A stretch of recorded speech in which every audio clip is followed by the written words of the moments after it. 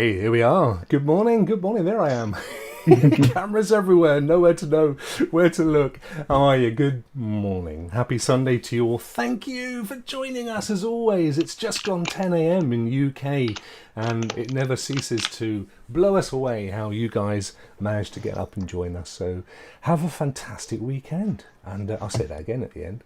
Anyway, look at you. How are you, Dunk?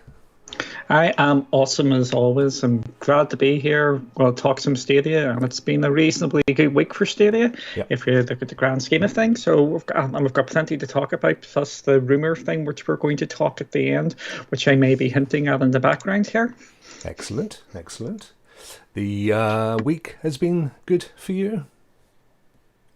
Yeah, it has been. It's been a pretty good week. I got something pre-ordered, which we're not talking about, and I've been actually this week for the first time in ages. I've actually sat down and actually played a lot of the games this week, which has been really good. Awesome.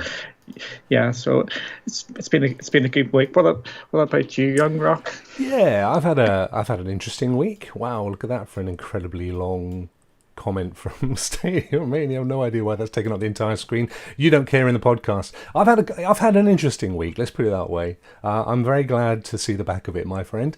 But it is a beautiful, beautiful sunny morning, as it tends to be. I don't know if you've noticed that when we do these shows, we tend to have really gloriously sunny mornings, or at least I do. I don't know about your good self, because there tends to be a little bit overcast in the northern of Ireland. The northern of Ireland, yes, it's actually not bad today, so it's looking good. So I'm actually going to be going out for a run shortly into this lovely weather, so I'm going to be sweating like an idiot here. Sweating like a man running, I would always say. Basically, yes. Do you miss, because people may not know this about you, but you're actually quite a prolific marathon runner. You must be missing all of that stuff. Yeah, I am. For people who don't know, I've ran a couple of marathons. I was actually meant to be running London in a couple of weeks, and that has been cancelled, and I've actually put that back a couple of years. So it's going to be good fun. I'm now getting myself properly trained up for it. Following someone like killed themselves running London Marathon, and was told they may never be able to run again. So. Oh really? Yeah. Was this before or after you dressed up as Spock in a marathon? This was after, but and it sort of went again. So I'm having to take things nice and easy. So I have to slow things way down now. That's good. But nonetheless, can't be bad for the old physique, can it? The old marathon running. I got as far as 5k once, and then I got a foot issue, which I've had ever since. So it's kind of eluded me, unfortunately, but I intend to get back on it. I've got to, in fact, for medical reasons, so it's the way it goes. Anyway, shall we move across to have a look at what's been going on in the wonderful wide world of Stadia? Yes, of course we will. The latest news from Stadia. Duncan can't actually see the VT, as we call it in the trade. It's the reason. So the first thing to look at is that Ubisoft's Uno is on Stadia. Of course, it's not Ubisoft's Uno. It's a classic card game. It goes back for I don't know how many decades, nay, centuries. But it is a great game, and it's certainly a big old parlour favourite. And I know that my famille enjoy playing it, but I've heard very good things about this game as a digital representation. I think everybody seems to be enjoying it. It's at a good sort of price point. It's not too far out from people's wallets are. So it's was it £8 and £12? So that's about $15 and $10 for the different editions of it, and everybody seems to be enjoying it. We've seen some of the videos doing the rounds on Twitter about people getting absolutely screwed in the game and multiple things going. When you say absolutely screwed, as in, toolbox screwed, how do you get screwed playing this? Multiple pickups. I think we've seen one with about 25 card pickup during it. Oh, right, okay. So you can literally lose your shirt playing this then? Yeah, you can. It's people they've gone round and round and round, and then they get millions of cards they have to pick up. So yeah, it's actually been fun watching people get destroyed in the game. Oh, so yeah. Wow. I did play a tiny amount of it. I think I've played it in the past anyway. I think it may have appeared on a rival console platform in the past. But I did play a little bit of it last night. It is great fun. And the thing I love about how Ubisoft, when they take any of these classic games, whether it's Monopoly, I think they do what else do they do? A ton of these, don't they? These kind of traditional parlor games, as I like to call them, board games. They try and bring something special to them, don't they? It's never just the card game. There's always a heck of a load of stuff going on in there. Yeah, exactly. So it's they add wee twists. They add some of the Ubisoft things to it, like some of their characters. They just add bits to it. So yeah, usually these are pretty fun. It's a perfect game for your Stadia library, so you can just sit and play it.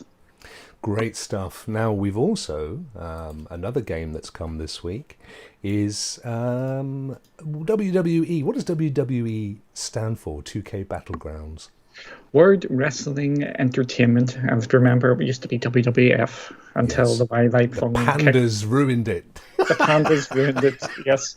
But this, as you know, I try and be down the line. It is getting a bit of a mixed review. I think either some people are absolutely loving it. I know Ray in the chat's absolutely loving it, but other people are saying they've had some issues with it. So it's just maybe one to maybe keep an eye on to see if these issues get ironed out in the fullness of time. But for me, I am going to be picking this up at some stage during the next couple of months, because it's got all the old school characters and things like that, and I really like the look of it. So if they iron out some of the slight performance issues, which seems to be hampering at the moment, I think it's going to be a real good pickup. Am I right in saying you can overlay your face over your character? I'm not sure. I haven't really got into that, but I've just seen a load of all the characters you can pick up, or we're calling them characters, so all of the wrestlers you can pick up. Yeah, the real world stars of wrestling. Yeah. But so I am looking forward to picking this up in the next couple of months. I think it's going to go down in price, and that's when I'm going to pick it up when it goes into the sale. The only reason I asked was that I watched a trailer. It was quite funny. A couple of girls having a lunch break together, and one of them is constantly taking selfies, deservedly so. She's a very attractive young lady, and a friend takes her face and places it within the game and has her face on her character, and they kind of have a match bashing the heck out of each other. So I just wondered whether that was a feature, and if it was, I thought, what an amazing feature. But maybe that was just a bit of advertising license. Yeah, it might be. So I know Ray's been playing this a lot, so I'm assuming you probably can, because I think he's actually put a picture up. Has he? Of himself? Of himself in the game, but I might be wrong in that. I've been sort of trying to take a social media break over the last couple of days, just to I have no idea why. No idea why at all. Yeah, I don't know. I would love to think you could. I mean, it does look fun. I've never been into the wrestling, the sport of wrestling, the honourable sport of wrestling, but I know it's huge, and particularly in the States. So yeah, I love the fact that there's a little bit of kind of inbuilt self-humor in this kind of cartoon take on the characters, so they're physically in odd shapes and stuff, and I think that's cool. The old alligator there eating a dude that's been thrown out of the ring. Yeah, so I don't know. I'm going to watch some of the best way to find out. We need to watch Ray's stream, don't we? Ray does a cracking stream, and I know he's been streaming this, so this is what I'm going to do. I'm going to make sure that I watch some of the Gaming Cyborg. It's Ray3473, ladies and gentlemen. You can check him out on YouTube. I would highly recommend watching Ray's streams anyway, because he's a lovely guy and got a great sense of humour. So we'll be doing that later, Duncan, you and I. Yes, we will. We will be doing that after we've actually been on the Gamer Man show with Ray this afternoon, which you can also watch if you're not on the podcast.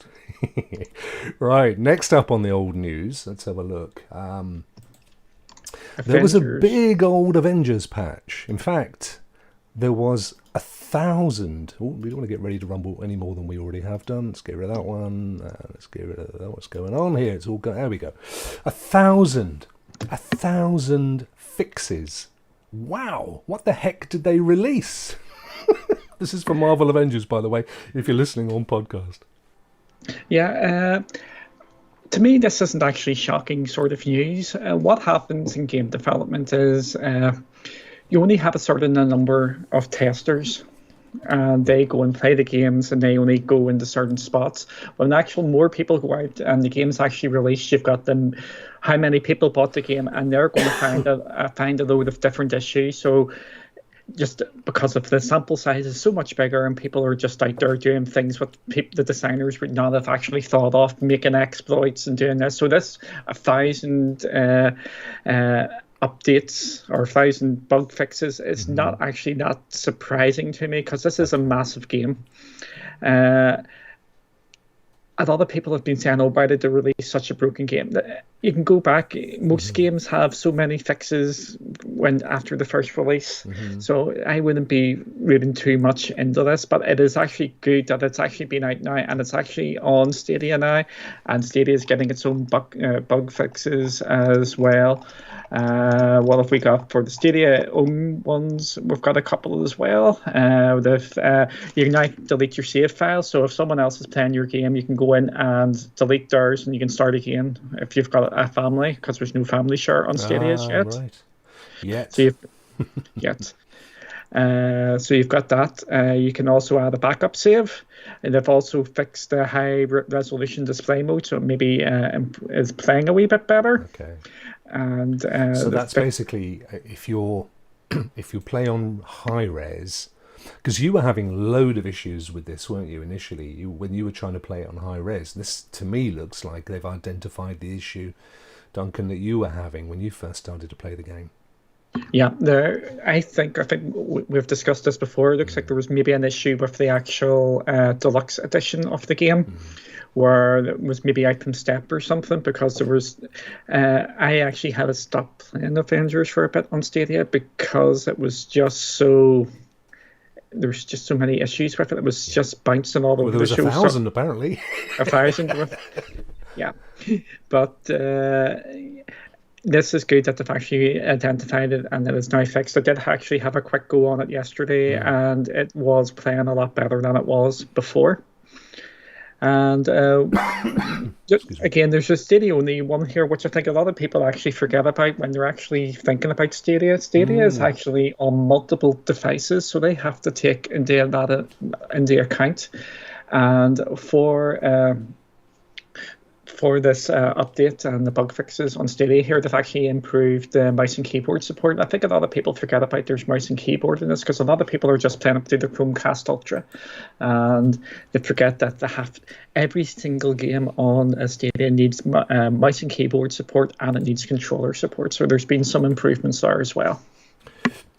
Yeah, you're absolutely right. People do forget that it has. They've got a whole bunch of additional issues they've got to think about when they roll out these games to Stadia, not least of which is the fact that, of course, it's a port in the first place. So, it wasn't necessarily originally developed for Stadia. So there's a bunch of little additional headaches in there. Just one question. Are you still playing it as much as you were when you were playing the campaign? I have not as yet. I'm still playing it a bit. I know you're having some issues, we will say, or not issues is maybe the wrong word, concerns about the post-game content. Yeah, definitely not issues. I think it's an amazing game. I think technically and aesthetically it's absolutely stunning, and I'm really looking forward to seeing what additional features, should I say, that they bring for the next gen round.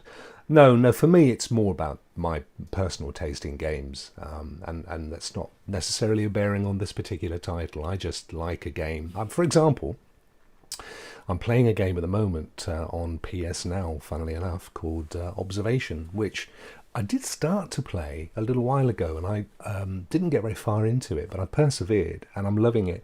And the whole game is a story. It's an exploration. You have to figure stuff out to progress. That's just personally the kind of game I love. Whereas with Marvel Avengers, once I got beyond the campaign, which was very good, it was very interesting, and again, if you're into the Marvel universe, it ticked all your boxes.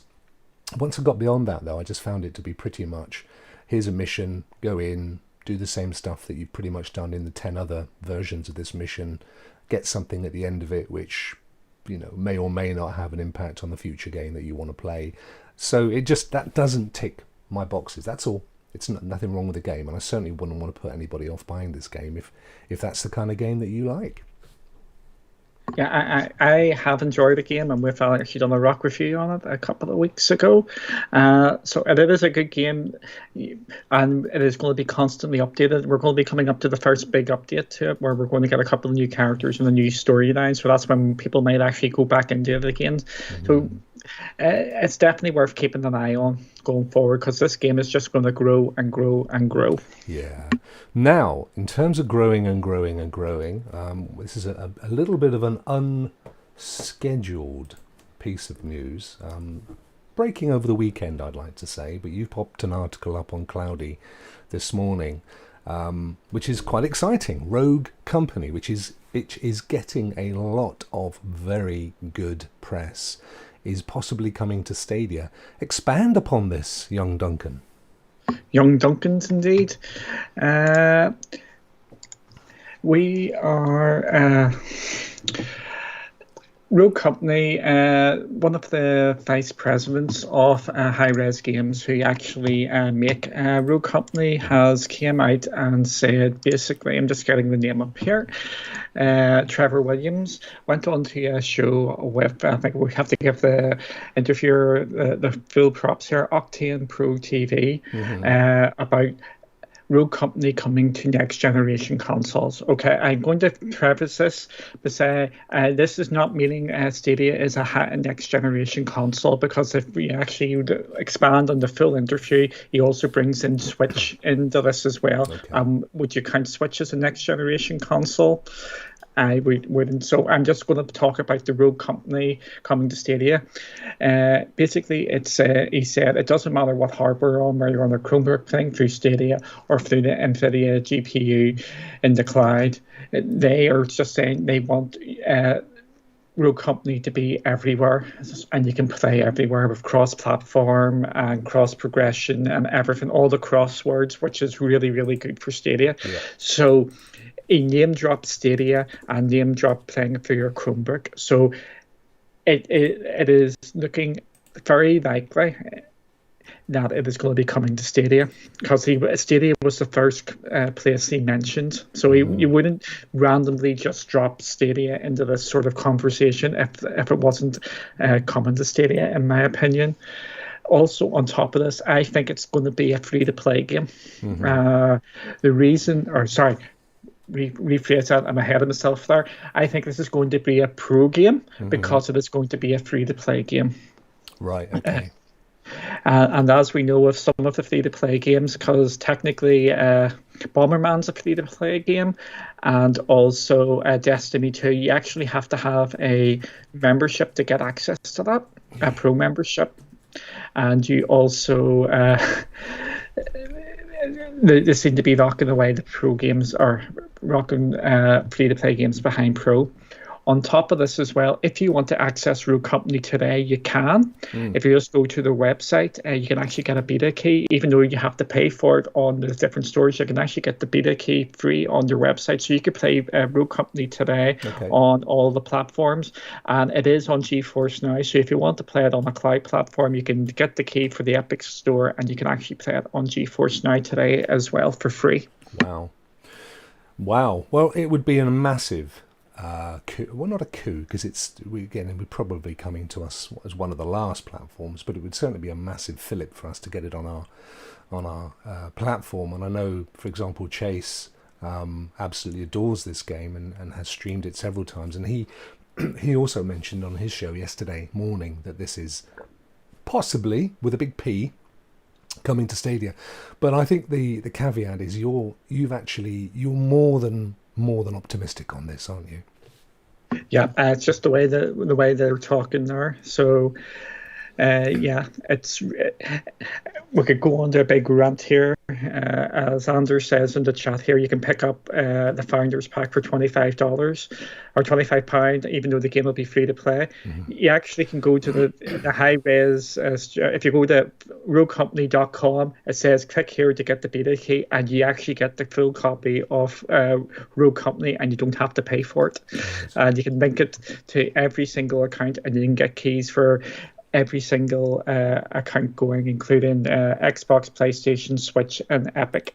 And if you get the Epic one, you can play it on GeForce Now. Fantastic. And while we're in speculation, or down speculation alley, as Clive would probably put it, do you want to... we are now, 10 days away from the end of the month, which is still a few days, but... we're probably not going to have much opportunity between now and then to do any pro game speculation, Duncan. You given any thoughts to what you feel might be the October pro games? I'm going to put my neck on the line here, and I'm going to say we're going to get Rogue Company as a pro game. I think we're going to get the announcement probably on Thursday, and I think we're also going to get Death by Chocolate confirmed as a pro game. Wow. Now we come into the more difficult sort of questions and what other games could be coming as a pro game. I'm going to say, I'm going to go for Lara Croft and the Temple of Osiris. No, good one. Good one. I'm just going down the list here just to see what else I think it could be. I don't think it's going to be Republic, which also came out this week, because I think that would be too early for that. Ooh, yes, and I will go for Sundered as well. Okay, right. That's a cracking indie, so it's a good choice, that's for sure. Yeah. So let's have so the recap on this is we've got Rogue Company, which I think would be amazing. Lara Croft, the isometric version, not the 3D stuff, because we've already had all of that.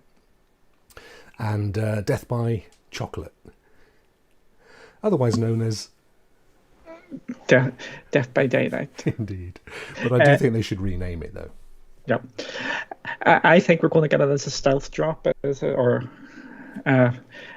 as in we'll get the announcement on Thursday that it's now available now, and it's now available as a pro game. They're going to just do it as a double whammy, and here's the rest of the pro games because it was due to come out. Hopefully we will find out about the infamous terms crowd play and crowd choice that week as well, because it's Death by Chocolate is meant to be implementing them both into the game, so hopefully that is going to be announced, or we'll get some more news about that. Amazing stuff. Wow. Dazzadini very pessimistically says there's a lineup of games ready-made for what I've been euphemistically calling Locktober, which I think is pretty much unavoidable globally as we look at the world today. But let's not stroll down pessimism avenue. Instead, Duncan, thank you very much. They were actually, I think, very plausible choices, particularly if Rogue Company is that close.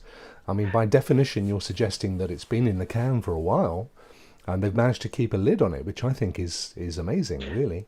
Yeah, the reason why I think it's actually close is because of that interview. I think we should maybe drop that interview into the chat there if I can find it here. I will do it now. It's just the first name he came off with was Stadia, so okay. I'm just thinking that it must be close if he's mentioning that first. Yeah. And it's in the back of his mind that it's really, really close, and we need to start promoting this here, even though he's not meant to really be promoting it because the cat isn't out from the bag yet. So I'm presuming that they can get to that link on cloudywithachanceofgames.com as well. Yes, they can. Yeah, because obviously for our podcast listeners, they won't have the benefit of chat. So if you pop along to Duncan's Cloud Gaming News website, you should find that article with a link in there. So I think, it's a fairly strong... Actually, can I just put one out here? Because it has just been listed on ESRB. Sniper Elite 4 has just been listed, so that might be a shout for a pro game. So my choice would be probably Sniper Elite 4. I wonder why you're saying that. I wanted to just take a little bit of a back seat there, Duncan, while I let you put yourself out in front of the arrows. I genuinely haven't given it a lot of thought, to be honest. It's funny because Duncan said before the show, should we have a stab at the pro games? And I'm like, well, it's 10 days away. Yeah, but if you look at the calendar, we're not going to get another opportunity. I thought, oh, Struth, he's pretty right as well. Because they're almost certainly going to get announced later this week, or at least one or two of them. But yeah, Sniper Elite 4 was raised as a potential. And I do think it was flagged as an October game back at one of the Connects, but I may be wrong. So I think that's a really good shout. I think you could probably replace Sundered with Sniper Elite 4, and you wouldn't be far off there. Remind me again of the stable, the studio that does the Sniper Elite series. Rebellion, thank you. So we've had Zombie Army, we've had Strange Brigade, Sniper Elite's the other one of the kind of trilogy of their major IPs, so it makes a heap of sense on historical evidence alone that's a likely forthcoming pro game. Oh wow, I'm really excited for October now, Dunk. Who cares if we're locked away for a week or month? Yep. And we've got all the big games are starting to come then. We've got what's it called? Watch Dogs Legion is due. Don't do it to me. Don't do it. That's the one game I've been looking forward to all year. Yeah, go Brexit. Go Brexit. Duncan might say that. I couldn't possibly comment. Right. Listen, we've had a cracking news section there. Out of what was pretty mediocre, it's turned out to be rather exciting. I think we ought to calm down, take a deep breath, and move on to our next item. What say you, my friend? Yep, absolutely. Let's do it. What's up, Rokk? Well, Duncan, my good friend. What is up, Rokk? I do this every week. I'm so eager to tell you what's up. Rouge Company, as Dazadini calls it, just made me chuckle. I would tell you what's up. If I was to go on holiday to Australia, a very carefully chosen land mass, I believe, is the technical term for Australia, not an island, could I still play Stadia? But how, if we're going on lockdown again, how can you go to Australia? Yeah, I know. I'm planning into the future. Do you know? I actually spent many years there as a child. Did I ever tell you this? We emigrated when I was a wee bittern.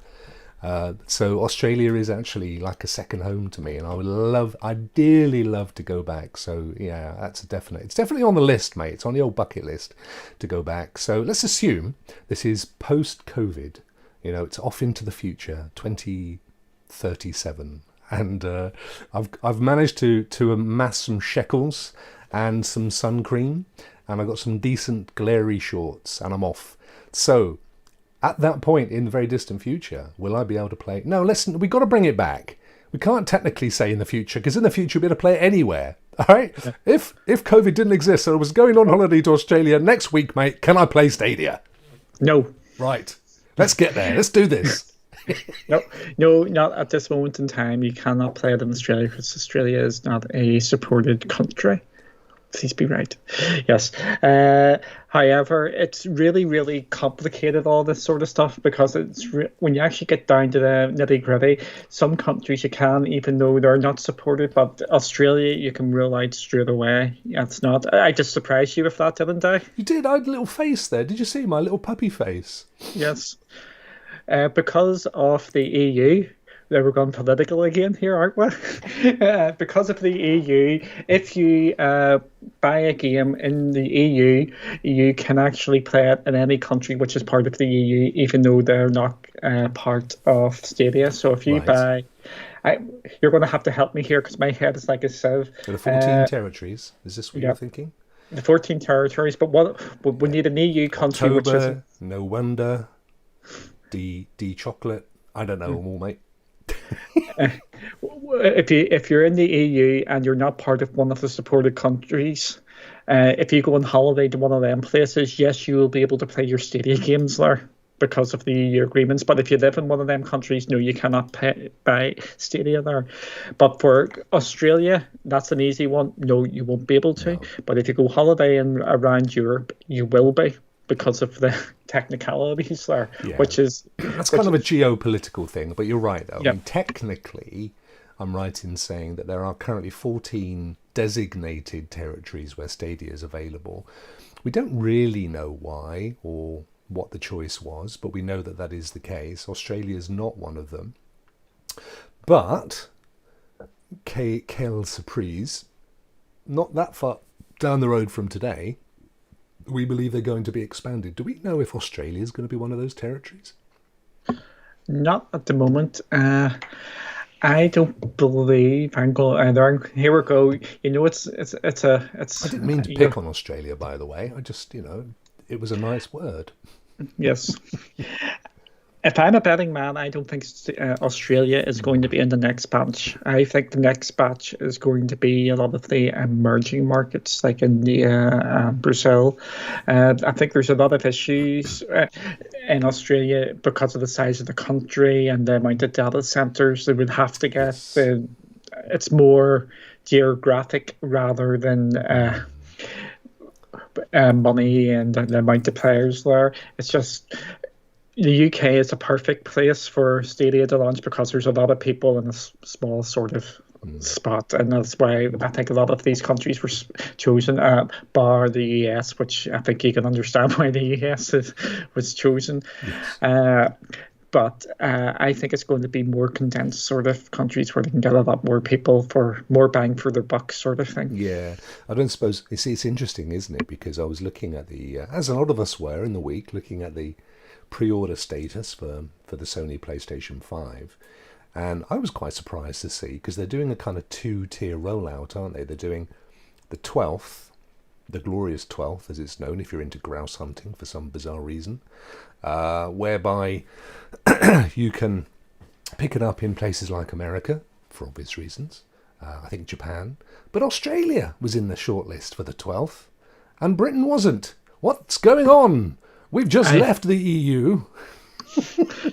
I think we're part of the European state, and I think we, for global purposes, we will always be counted as part of Europe going forward. So, for all these sort of product rights, we can't escape it, mate, can we? Yeah, we can't. As much as my fellow citizens deemed it a daft position. So Anders says, look, it's due to logistics. I think you're right, Anders, to be honest with you. I think it clearly made sense to roll Stadia out to where they had their biggest and strongest data center bases. And Europe clearly, particularly Western Europe, has a preponderance of those, and it's easier as well. I mean, we're right across the Atlantic, aren't we, in the UK? So that makes a heap of sense.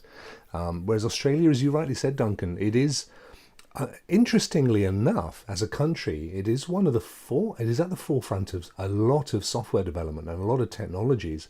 And some of the bigger companies that we know in the software and IT world actually are based or emanate from Australia. Yet its infrastructure is not great. I think 90% of people live about 2 miles from the coast or something. It's and of course they have a connection, a very strong connection with China these days as well. Lots of Chinese investment for obvious reasons. It's a heck of a lot closer to China than it is London, even though London's not a country, in case you didn't know. So you can see there's this kind of map and the reasoning behind it. But I think also you need to look at the coming territories and remind us, Duncan, why, because we've had no hints from Stadia, other than at some point in the future there'll be additional territories, but we've had no hints from them as to which territories they're likely to be. But you, from a process of Sherlock Holmesian deduction, have worked out what they may be. Am I right? Yeah, India is going to be number one, and that's very clear. And that's not just Stadia, that's also xCloud. I'm still going to call it xCloud because it's easier than saying Microsoft Game Pass for Android or whatever. The full Uh, India is the key battleground, and I think we've talked about this numerous times. It's the perfect sort. It's got the technology where everybody's on mobile phones. There's so many people. And they haven't really got into the console sort of war. So it's like the perfect place for everybody to try and target. Google have been expanding their data centers out there, which has been in the news. Xbox are going and they're talking. They've teamed up with a number of mobile phone people to get xCloud onto there. So India is number one. It's similar to Brazil as well, because I think they are the two big countries where things are going to kick off in regards to cloud gaming. So they're going to be the two territories. This sort of relates to Maker of Chaos's pointer, which I've just lost there. Yeah. Is it the one that said, I have a feeling it will take a while before India's available? I'd say it'll be at least next year for it to release there. Well, we're only a couple of few weeks away from there anyway, aren't we? But I know the point he's making. Yeah, it's actually, there's 2 points there. And do you think PUBG will be available for India, especially after they ban PUBG Mobile? This is why I believe both Xbox and Google stroke Stadia are going to be maybe pushing up their launches because of the political situation over there. The reason why PUBG is banned in India, it isn't because it's PUBG, it's because Tencent own it. And as we know, we can see the news going on in America at the moment with TikTok and things like that. There is just a big mistrust of Chinese companies. PUBG Mobile was actually licensed to Tencent, and that is why it's banned, not because it's PUBG. So if Stadia launches in India, they will be able to play PUBG on the service because it's actually not owned by Tencent or licensed. So this is why we might see them actually pushing on and taking advantage of the current situation like there. Yeah, it's a big advantage, isn't it? The fact that it exists in its non-10-cent form on Stadia, and therefore could be played on a mobile device if only Stadia were available in your territory. Exactly. So that's why I think I've got the feeling that we're going to see one of them, if not both, make a big play for India before the end of the year. Yep.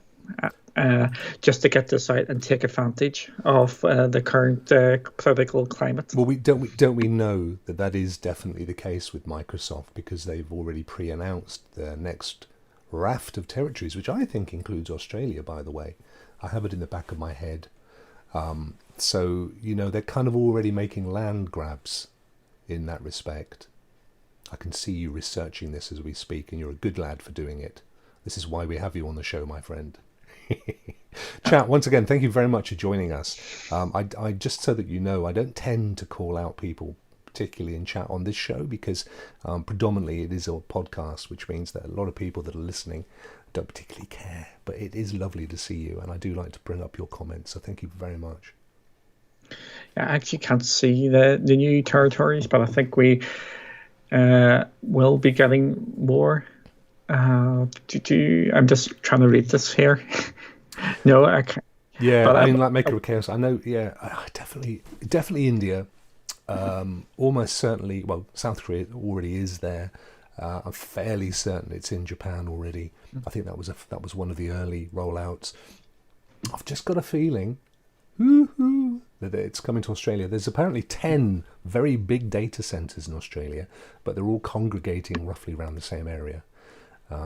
So it is feasible, and of course they do have internet. And I kind of pull back a little bit from going into lots of detail, because I'm not a knowledge on the infrastructure in Australia, but I do know from watching certain Australian YouTube streamers that it's not the greatest internet that you can possibly buy. I thought you were going to say you're Australian soap, so you're home and away or neighbours. Mate, I was there at the outset. I remember them well. That's all. Yeah, it's. again, we all think that this is all going to be kicking off, and we're already seeing all the movements for cloud gaming going forward. And we did say September was just going to start all this. Yes. All this is the big push towards it, and I think it's going to every month it's going to get hotter and hotter and hotter. So it is definitely really worth watching going forward. Yeah, it's great. It's so exciting, isn't it? Do you know, in a way, just to bring the old What's Up Rock to a gentle conclusion, in a way, it does kind of feel like we're right at the outset of something big. And, you know, I mean, not to blow my own flute, but I was there at the outset of the internet, as you know, one of the first web design agencies in the UK back in the mid-90s. So I kind of know what it feels like to be right there at the beginning of something, and it is exciting. And I feel the same way with cloud gaming. It feels like, you know, everyone that's watching today, we were all pretty much at the beginning of something big, and we will in 5 years. We won't be having the "I wonder if it's going to" questions, because it would just be everywhere.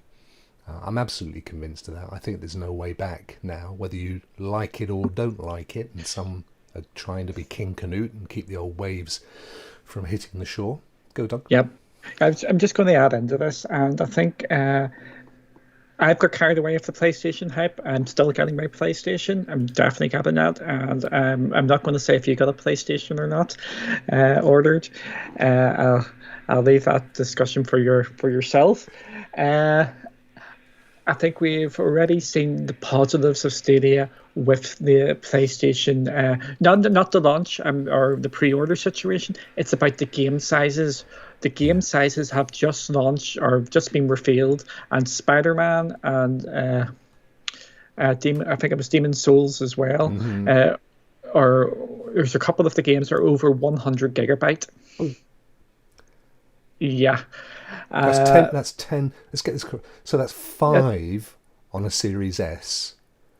It's not even that, because you need space for the OS and everything else. So it's maybe 3 or 4 if you're lucky.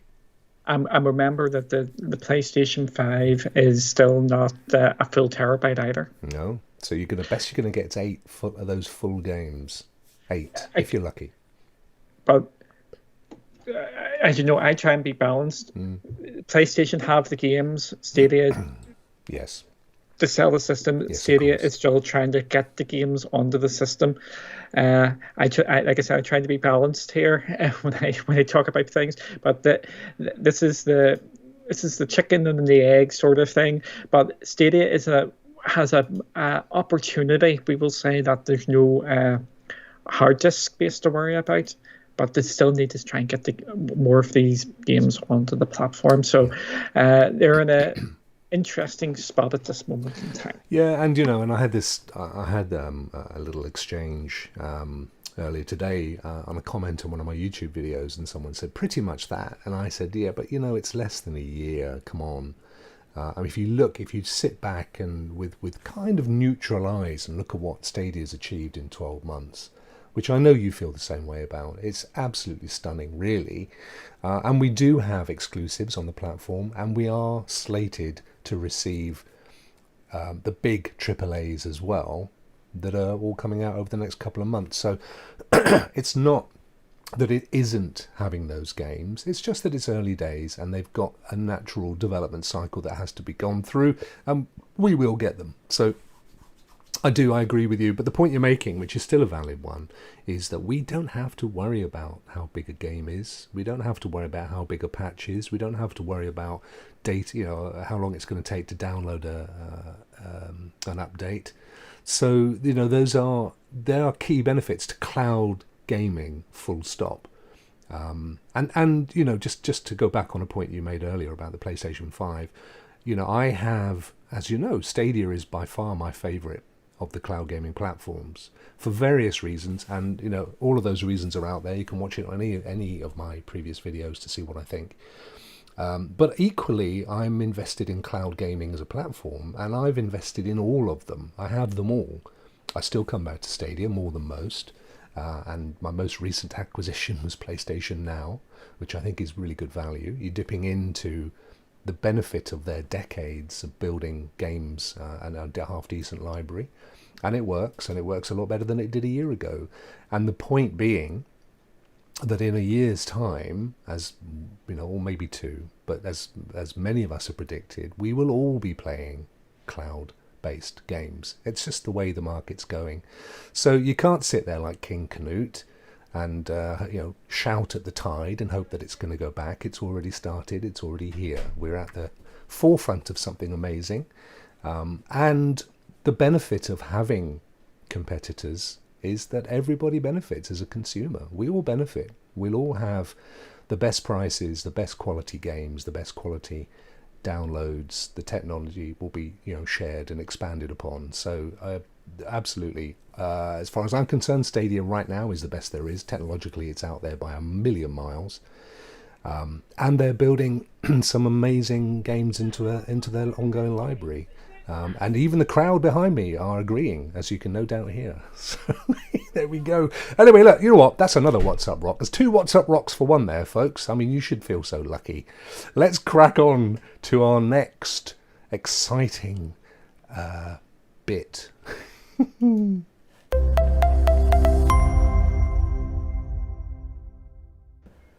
And it's the Rokk Review! Dun, dun, dun, dun. So, this week we are reviewing Orcs Must Die 3, one of your favourite games on Stadia. Am I not right, Duncan?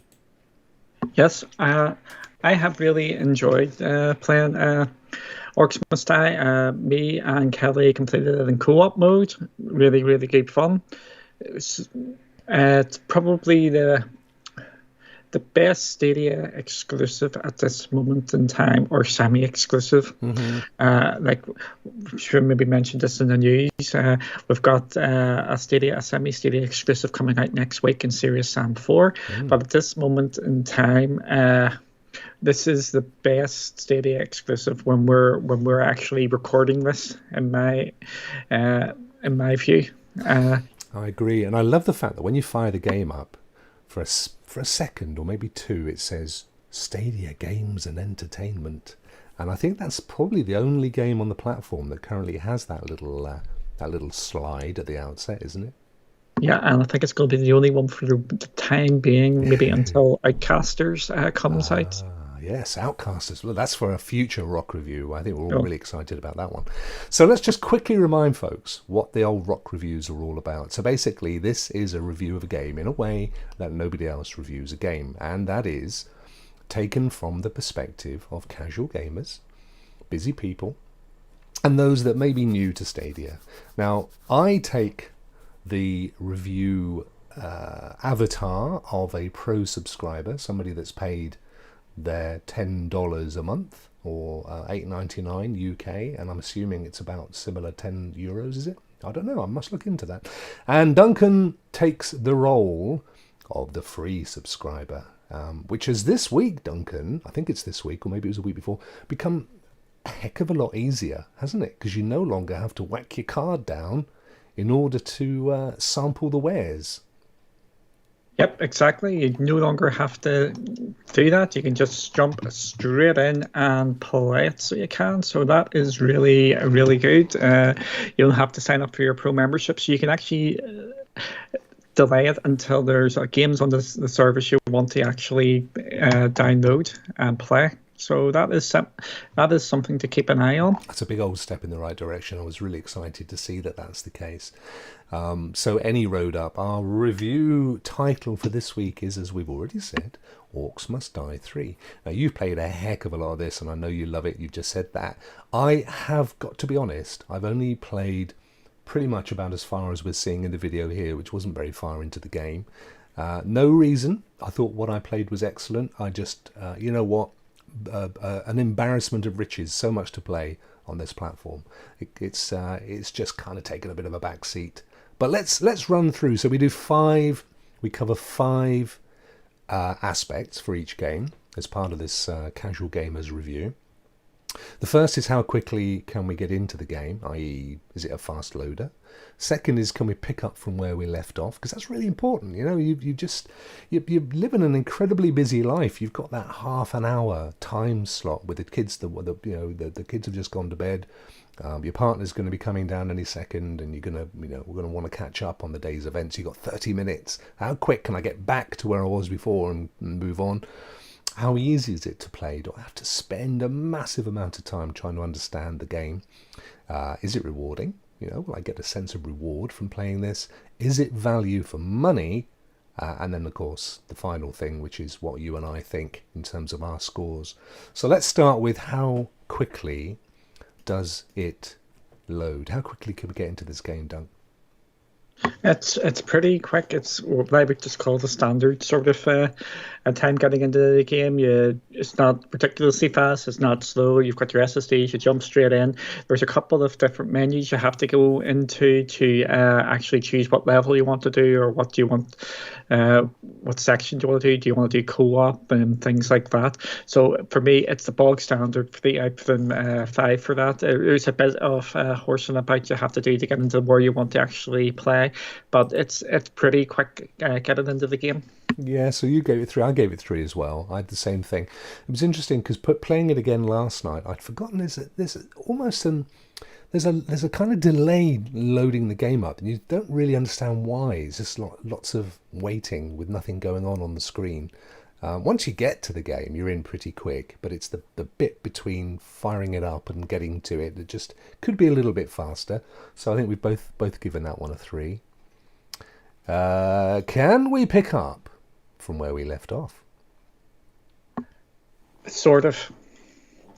It's one of these games where it saves what level you're on, but it doesn't actually save part of your level, if that makes sense. That each level takes about 10-15 minutes. Sometimes it's quicker, sometimes it's slower, and you can just sit and when you actually get into the game, it doesn't, if you're halfway through a level, it doesn't actually save halfway through the level. It quits out and you would have to restart it again, because these levels are actually meant to be replayed, so you can play them different ways if you unlock new traps and things like that. I think it might be worth touching on this. This is a tower defense game. You're stopping the orcs and whatever other creatures are coming out from the doors to stop getting them to your base. So as you go further into the game, you unlock new different traps and things like that. So you can't actually pick. It saves what level you're on, but it doesn't actually save the part of the level you're on. And also, of course, the caveat that we raise every time we review a game is that this does have the co-op option as well, so you can play with friends. Because of that, you can't start the same place, because they won't be able to start the same place without having started at the same place as you. So, yeah, it's necessarily not going to start you at literally the same point, but you will start from the same point in the game, as far as what your progression is and what levels you've managed to tick off and the rewards that you picked up. So always a difficult one, that one, Dunk, because I always feel like it's not the game's fault, it's the way that the world is in this kind of a game. I mean, you can't be any different. Nonetheless, you can't pick up from where you exactly left off. So until we change that rule, we've both given that a 3. That's 3 apiece. We're pretty much on par so far. Next up, how easy is it to play? Okay. What I like about games is which give difficulty options. You've got easy, normal, and hard, or all this. And this game has its easy option, which is really good because that actually makes it a lot easier to play. And what you may find is, even if you think you're really good at the game, you might actually need to drop it down to easy just to unlock the next level so you can get more different equipment. However, the traps and all, it all requires a lot of thinking, and then you have to upgrade them and things like that. There's actually not, it's not a sit down, I'm going around to shoot people and that's it. There's actually a lot of thinking, and it's actually planning's involved, and you actually have to go and investigate the different traps and things like that. So it's not oh, this is really, really difficult, but it's not, you can just jump in and play it. If you give it to your 5-6-year-old, they wouldn't be able to just jump in and play it. there's actually a bit more thought and things need to do, and you actually have to plan things out. So I'm also giving that a 3 out from 5 for that as well. Yeah, you're right. I mean, it is a game that does, you can just jump in and shoot stuff, but you probably won't get very far. You do need to plan the route. As you've said, it's a tower defense game, so you've got a base that you are protecting, and there's an onslaught of enemies, and if you just try and shoot them, you're going to be scuppered pretty quick, because there's enough of them to make that particularly difficult. So they give you a bunch of tools and tricks and weapons and things that you can use, and you can upgrade them, and you can get more drop as you progress, and you can use those to try and take out as much of the onslaught as you possibly can, so they're not just sort of one-on-one, it's you taking out a dozen or more each time, which requires some thought. Now, it's not beyond the wit of man. It is, once you've played it a bit and given it some thought, then it's not an overly complicated game. But certainly, if you've only got 10 minutes before the partner comes downstairs again, you may not get the time to devote to the game that it really deserves. Because when you do, it's incredibly good fun. But that would be me. I'm on the same level as you, so I think we're both there. That's a 3 for us. We're both literally neck and neck so far on this one, aren't we? Right. So that was how easy it is to play. The next one, number 4, is it rewarding to play? Yes, it is. It is really rewarding because you're looking to level up the characters. Always the next battle to do. They've got introduced weekly challenges as well. There's so much actually to do in the game. It's actually, you forget about most of it.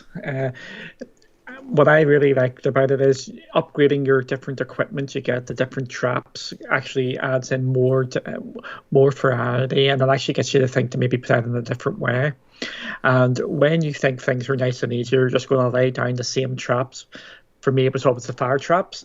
They actually throw in a curveball where some of the orcs are immune to some of the traps, so you actually have to change things up. So because you have to change things out, it gets you thinking, so that's rewarding because you have to vary up your gameplay and stuff. So yeah, I think it is really rewarding. There's just so much things to unlock, and there's lots of things to come back to.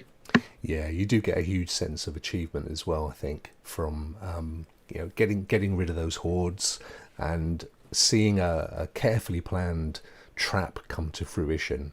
It gives it something you don't always get from other games. You might have, there might be a little tactic or a cheese, as we used to call it in the old days, which always gives you a little chortle when you get it right. But that's what this game's all about. It's all about finding those little cheeses, those little uses of traps, maybe doing something even that the developers didn't intend, and it does give you a kick. So yeah, I agree with you. I think it's actually quite a rewarding game from that point of view, and that would also be why the pair of us have given it again a 4, so we're again on par on that one. And then finally, is it value for money? I actually believe it is. It hasn't came out as a full price game. It's came out as which kind of is like a B title. It's came out at $30. So that's about £25. So you're not paying full whack for it. There is a lot of content in the game. They're constantly updating it. For me, it's nearly a semi-early access sort of title because they're actually adding a lot of stuff into the game and they're expanding it as we go. But it's not an early access. There's a full game there. But for £25, I have absolutely no problems at all recommending it at that price.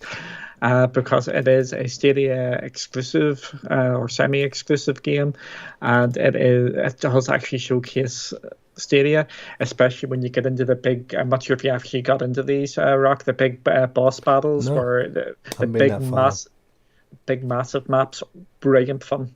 I find them actually really, really easy. I know a lot of people. Excuse me for a second. I know a lot of people find them difficult, but I actually found them the easiest part of the whole game was the big massive boss battles because you just made everything so random. But I know some people were struggling, but I absolutely loved them, and I wish there was more of them in the game. And it was a free pro game. Yeah, so for you, that's an easy score for you. It is indeed, and you still can claim it as a pro game. It hasn't been dropped off the board. it hasn't as yet. No, exactly. So yeah, it was an easy one for me. I mean, how can anybody say free isn't good value? I'm going to make it. Here we go. Here's one of my amazing predictions here, which normally turn out wrong. I don't see it leaving Pro. Yeah, I think you're right. I think any game that has the Stadia moniker, that has their thumbprint on, whether it's because it's an exclusive or they've been involved in its investment, I think will always be a Pro game. I think they will be part of the permanent library of Stadia games. Duncan, thank you. So you have given it a 4, which is probably one of the highest you've given a game for value, and I agree with you. I think as a free subscriber, it's an incredible value, this game. I've of course given it a 5 because it was free. I mean, what the heck. But that does mean we deviated ever so slightly right at the end there, and our overall score for this week was I gave it 18 and you gave it 17. Now sadly, our normal kind of you must have this one is around 20, and that sort of makes it feel like it isn't one that you want to pick up, but I think we both agree it's a definite one for your library. Yeah, I think some of the way we look into things, we look at it from a slightly different lens. If we're both take out the scores, we're able to say, yep, it's a game you must play on Stadia. Absolutely, no question. It's because we're looking at it from, it's a pick up and go game, but there's actually the first couple of questions we get asked are how quickly can you pick up and how easy it is to play. We gave them middle of the road scores there. If we gave them an extra 1 in each of them, it would be a surefire hit there. I wouldn't be. This is why scoring sometimes is a bit misleading, because you do miss out on some of these. There's some brilliant games out there which have actually scored less, but they're actually a lot more fun. And you've got some games which score really high, but they're actually not that much fun. So totally, absolutely right. My final piece would be, if you take the letter of the law as far as Rokk reviews are concerned, it's not going to be a game that you will be able to just dip in and dip out of without some investment. But if you have some time, this is a fantastic, fun game, and you will enjoy it, and you will go back to it. And more importantly, you can play it with friends. So, when your partner comes down and they've put the kids to bed and they want some time together, why not pull up with an extra controller? Make this your evening's entertainment, because honestly, you'll have some great laughs doing it. Right, Duncan, thank you very much. I think that was a great... Sorry. Just want to add one wee tiny thing. If you spend 3/4 of an hour to an hour with Orcs Must Die... Yep. It would be up in the 20, 21, 22 sort of range. You just need a wee bit of time to get used to the game. Exactly right. So thank you very much indeed. There was our Rokk review, ladies and gentlemen. And finally, let's go across to this one.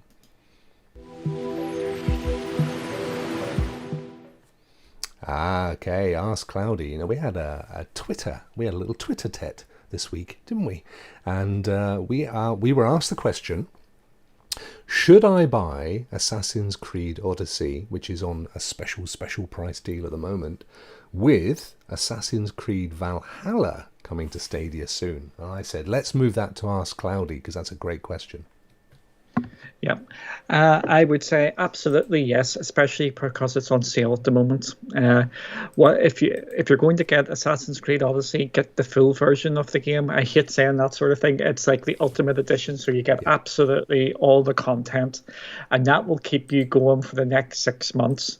After that 6 months is up, you're going to see most of the content for Assassin's Creed Valhalla has dropped their expansions, and that's probably going to be lower in price as well. So unless you're really want to pick up Valhalla day and date, you can wait and just buy that game now while it's on sale. You also will have the choice of Uplay Plus, and that's meant to be coming soon. It's meant to be coming this year, and we're running out for months here. So that's coming up. So you might not even have to buy it. You can just wait till then. But the Assassin's Creeds are basically more or less all as games which are just standalone. If you haven't played Assassin's Creed Origins, you can still play Assassin's Creed Odyssey. If you haven't played Assassin's Creed Odyssey, you'll be able to play Assassin's Creed Valhalla. There might be some of the story things you might get a bit confused about when they jump between the present and the past. It's like there's a bit of not time travel. It's just Assassin's Creed games. But just from a standalone game point of view, if I was going to recommend, should I get Assassin's Creed Odyssey or wait for Assassin's Creed Valhalla, I would get Odyssey now and just play it and wait until Odyssey is a bit cheaper. And that was pretty much what I'd said as well. I think we know Uplay Plus is coming. It's not speculation. I mean, Ubisoft said it pretty much at the same time as the platform launched. I think it may even have been on their website. I think, in fact, I did some research on this. It was June of last year that Ubisoft first announced that Uplay Plus would be coming to Stadia. So it was several months before it launched. So we know it's coming. They keep saying it's going to be this year. Let's hope it is. But when it does, all of the Assassin's Creed, certainly the most recent ones, will be available. Having said all that, though, we don't know the terms yet. We don't know whether it's going to be discounted. We don't know whether it's going to be their standard Uplay Plus price. We don't even know, as I've speculated, that it will be bundled into the Pro deal. So at what is a ridiculous price for this game, it is an amazing game. You are absolutely right, Duncan. This was one of my first purchases on Stadia because I'd actually played a fair amount of it on PlayStation and loved it. Hadn't completed it. And thought I would pick it up on Stadia and make it a staple. And I am still playing it to this day. In actuality, because you can do this now, I can have a look at my stats on Stadia. Oops, not there, I can't. There it is. And I can tell you that I have been playing Assassin's Creed Odyssey for the grand sum of 85.5 hours. And my progression is 34.5% of that game. So you can do the maths. I can't be bothered. It's Sunday morning. That means I've got quite a few more hours to go before I get anywhere near completion. It is massive. And I think as well, the thing that I love about this game is that it is historically accurate. They've put a lot of it. They always do, Ubisoft. They put so much detail into the history of the world that you're playing within, that I know, for example, Origins, which was my favourite, I think my favourite Assassin's Creed game of all time. Within Origins, they literally are using exploration of the pyramids in real live history classes in schools around the world. It's that good. So it's an amazing game. You know what? The season pass with a whole bunch more content is on sale for £12, $15. It's a steal. So yeah, there's a half of me that says wait and get Uplay Plus. There's another half of me that says but we don't know yet what that's going to be, and a month of Uplay Plus would equal picking this game up and it's yours forever. So even if Uplay Plus was only a free for a month, for example, you'd have this when that finishes if you decided not to pick it up. So for me, I think it's a no-brainer. And do you know what happened? Do you know that they didn't even wait for our advice, Duncan, this individual? Do you know what they did? Did they buy it? They bought it. That was good. Just to say what I am, I'm at 80% of total playtime, and I'm at about 42% of main progression. But I've already completed this in other platforms as well. So how many hours have you put in to get to 40%? As 80. Oh, same, similar. Yeah. You were just, to be honest, I kind of wander around the environment a bit and just love it. I just, I go for little Sunday strolls around the environment without doing anything. I can waste hours in this thing just swimming around islands and diving down, and you're swimming along and there's a great big humpback whale comes up beside you, does all the old whale noise stuff. It's amazing. Yeah, it is. It's so yeah, I've already I completed it on the Xbox and I completed it on the PlayStation as well, and I still picked it up on Stadia as well. So you can just imagine how many hours I've played this game for. I cannot. Have you recommend. Did you stick with the same character each time? Because you can choose between two characters, can't you? I forget the names, the chap and the lass. Alexios and Cassandra. Cassandra, that's it. Yeah. Uh, I preferred Alexios. Did you? Because he was completely hammy as anything, and it was just really, really funny. It's I just found it more fun playing with him because he was just totally overly Oh, over the wow. top. I didn't realise. No, I've only played Cassandra. Um, And we were saying this earlier, how the PlayStation thinks you're a girl for some reason. I mean, look at that facial hair, folks. But I actually I tend to choose female characters in all my games. Most of them. If you come across me in Destiny or Division or any of those, you'll find me as a female. I don't know, one for the ladies. Power to the ladies. Great stuff. So anyway, I'm really glad he picked it up. And I know that he is saying all over Twitter how much he's loving this game. And it is a fantastic game, as Stadia Hunters says as well. So who can complain about that? Brilliant. Duncan, thank you very much indeed for that answer. Let's now flick over here.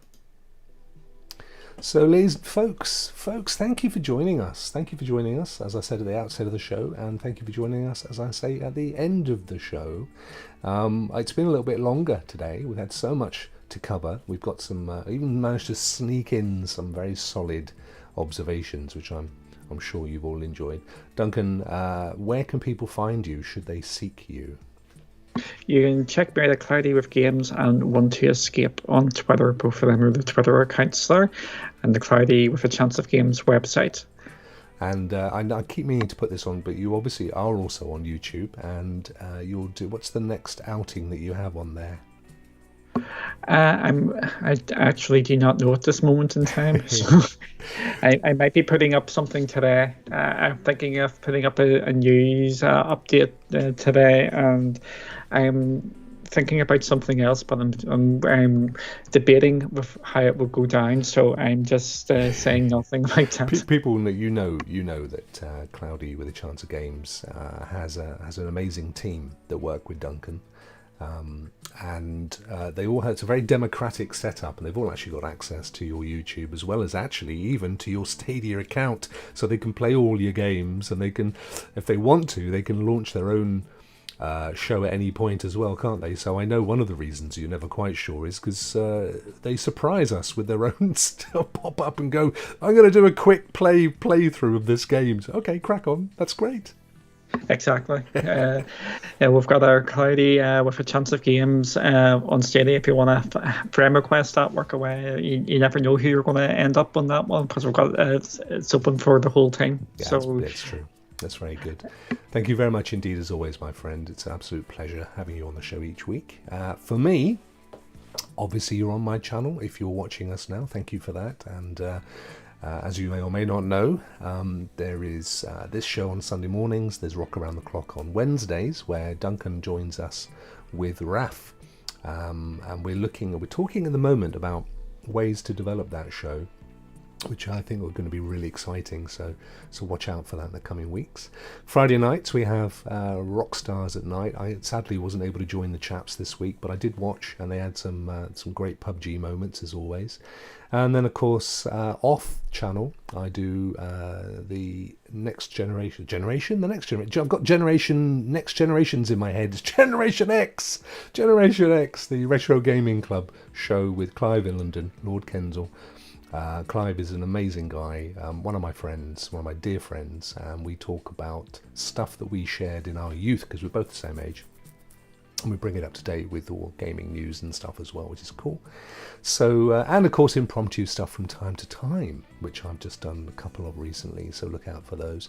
You can also find me at Stadia Rocks on Twitter, and as I'm always saying, publicly or privately, you can always message me and you'll always get an immediate response as soon as I see your messages, and I'm always encouraged by the amazing support and kind words. Facebook as well, Discord as well. I even have my own website that has a patron setup, which you can find all the details down below in the comments. Enough self-promotion, Rock, I hear you say. I totally agree. Thank you very much for joining us. I hope you have a fantastic week. I hope the sun shines for you as it is for me today.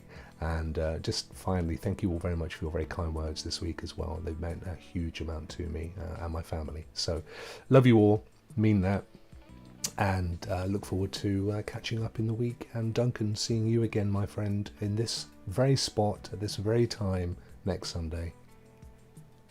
Thank you very much. Say goodbye, Duncan. Goodbye, Duncan. Take care. Rock out, everybody.